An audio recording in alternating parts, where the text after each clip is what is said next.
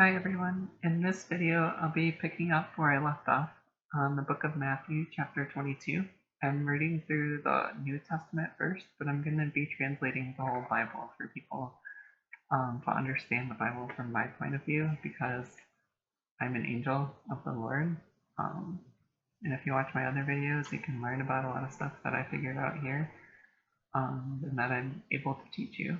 So let's get started. The book of Matthew, chapter 22. And Jesus answered and spake unto them again by parables, and said, and he's speaking to the Pharisees at this point, the kingdom of heaven is like unto a certain king, which made a marriage for his son, and sent forth his servants to call them that were bidden to the wedding, and they would not come. Again he sent forth other servants, saying, tell them which are bidden, behold, I have prepared my dinner, my oxen and my fatlings are killed, and all things are ready, come unto the marriage. But they made light of it, and went their ways, one to his farm, another to his merchandise. And the remnant took his servants, and entreated them spitefully, and slew them. But when the king heard thereof, he was wroth, and he sent forth his armies, and destroyed those murderers, and burned up their city. Then saith he to his servants, the wedding is ready, but they which were bidden were not worthy. Go ye therefore unto the highways, and as many as ye shall find, bid to the marriage. So those servants went out into the highways, and gathered together all as many as they found, both bad and good. And the wedding was furnished with guests. And when the king came in to see the guests, he saw there a man which had not on a wedding garment. And he saith unto him, Friend, how camest thou in hither not having a wedding garment? And he was speechless. Then said the king to the servants, Bind him hand and foot, and take him away, and cast him into outer darkness. There shall be weeping and gnashing of teeth, for many are called, but few are chosen. So that parable was about there's a lot of people that are called to the faith and called to follow God, but only few of those are chosen who actually follow God's commands and live his statutes and follow his rules. Then went the Pharisees and took counsel how they might entangle him in his talk. And they sent out unto him their disciples with the Herodians, saying, Master, we know that thou art true, and teachest the way of God in truth, neither carest thou for any man, for thou regardest not the person of them. Tell us therefore, what thinkest thou? Is it lawful to give tribute unto Caesar, or not? But Jesus perceived their wickedness, and said, Why tempt ye me, ye hypocrites? Show me the tribute money. And they brought unto him a penny. And he saith unto them, Whose is this image and superscription? They say unto him, Caesar's. Then saith he unto them, Render therefore unto Caesar the things which are Caesar's, and unto God the things that are God's. When they had heard these words, they marveled, and left him, and went their way. The same day came to him the Sadducees, which say that there is no resurrection, and asked him, saying, Master, Moses said, If a man die having no children, his brother shall marry his wife, and raise up seed unto his brother. Now there were with us 7 brethren, and the first, when he had married a wife, deceased, and having no issue, left his wife unto his brother. Likewise the second also, and the third unto the 7th, and last of all the women died also. Therefore in the resurrection, whose wife shall she be of the 7? For they all had her. So they were all married to the same wife, 7 brothers together. Jesus answered and said unto them, Ye do err, not knowing the Scriptures nor the power of God. For in the resurrection they neither marry nor are given in marriage, but are as the angels of God in heaven. So he's saying that your marriage here on earth is over with when you die, till death do us part. So when you die, your marriage is over. Now some people can continue to stay married, and they get remarried in heaven and have a ceremony. But like, for instance, I'll talk about Mary, the mother of God. So when Mary was here on earth, she was married to Joseph. But in heaven, she's married to God. She's the mother of God. She's not married to Joseph, though they remain close friends. So when you're married to someone here on earth, it doesn't mean you're going to be with them forever for eternity. It's just here on earth forever until death. And then if you want to make that decision when you get to heaven, stay with them, you can. That's okay.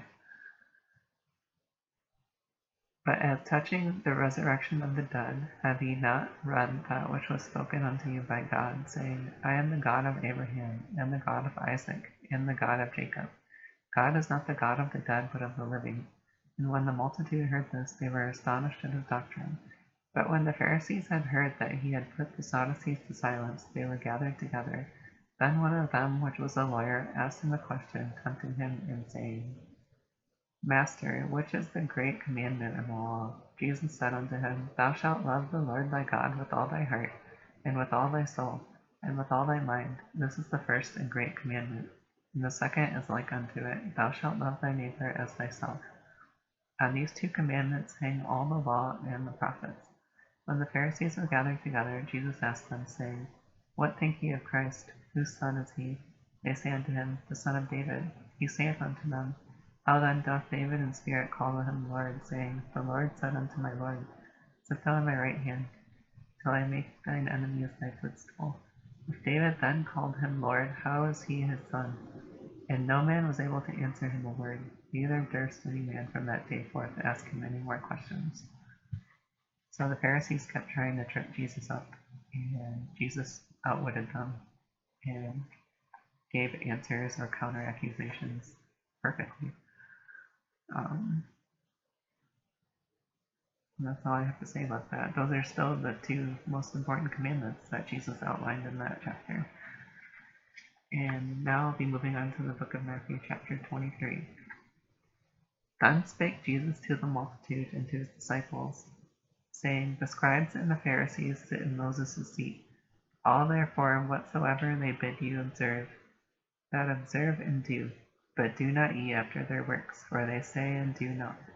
For they bind heavy burdens and grievous to be borne, and lay them on men's shoulders, but they themselves will not move them with one of their fingers. But all their works they do for to be seen of men. They make broad their phylacteries, and enlarge the borders of their garments, and love the uppermost rooms at feast, and the chief seats in the synagogues, and greetings in the markets, and to be called of men, Rabbi, Rabbi. But be not ye called Rabbi, for one is your master, even Christ, and all ye are brethren. And call no man your father upon the earth, for one is your Father which is in heaven. And I kind of agree with that. The Catholic Church calls their priests fathers, but I don't really like it. So maybe they should change that. And they should allow women priests too. It shouldn't just be men.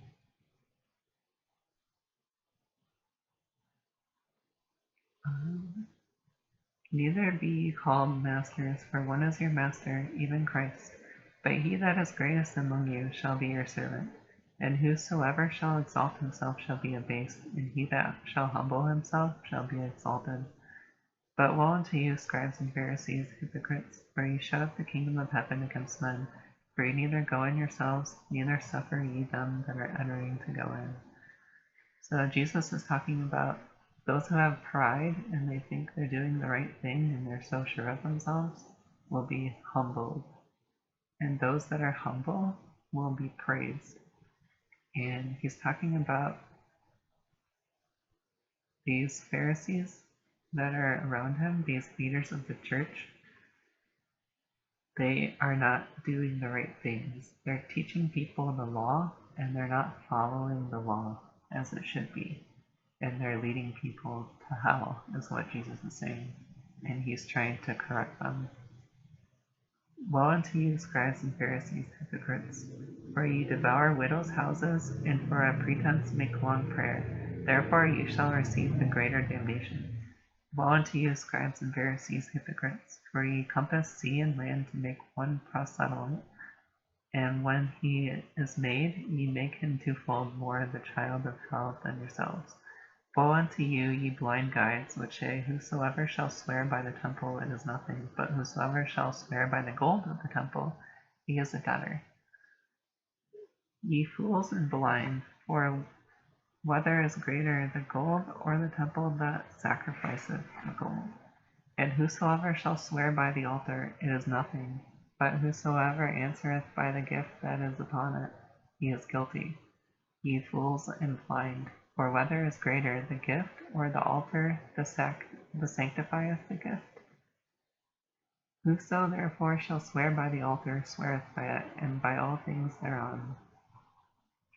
And whoso shall swear by the temple sweareth by it, and by him that dwelleth therein. And he that shall swear by heaven sweareth by the throne of God, and by him that sitteth thereon. Woe unto you, scribes and Pharisees, hypocrites! For ye pay the tithe of mint and anise and cumin, and have omitted the weightier matters of the law: judgment, mercy, and faith. These ought ye to have done, and not to leave the other undone. Ye blind guides, which strain at a gnat and swallow a camel. Woe unto you, scribes and Pharisees, hypocrites! For ye make clean the outside of the cup and of the platter, but within they are full of extortion and excess. Thou blind Pharisee, cleanse first that which is within the cup and platter, that the outside of them may be clean also. So he's talking about how the Pharisees appear to be holy on the outside, but on the inside they're full of sin, right? They're full of things that aren't holy.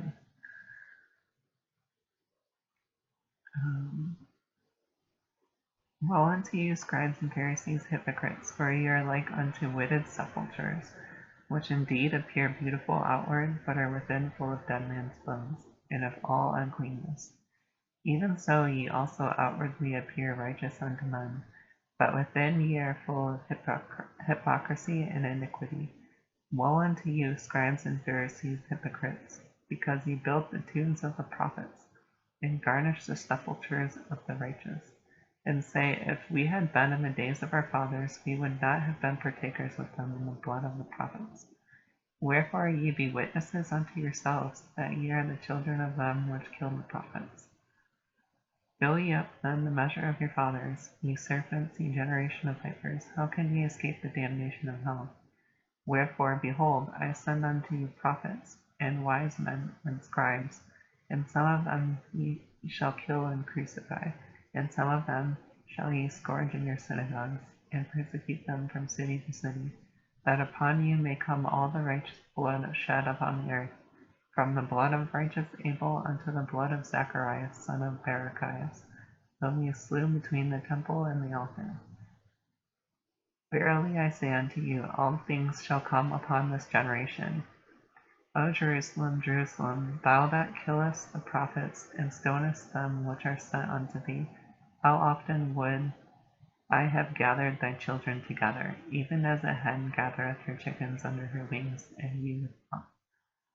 Behold, your house is left unto you desolate. For I say unto you, ye shall not see me henceforth, till ye shall say, Blessed is he that cometh in the name of the Lord. So he's saying they won't see him again until he's coming for his final act before he gets crucified. Because he went away from the Pharisees and went away from Jerusalem. So we'll get into the rest of the book of Matthew in the next video. Thanks for watching, and please subscribe or like if you can. Thanks. Bye.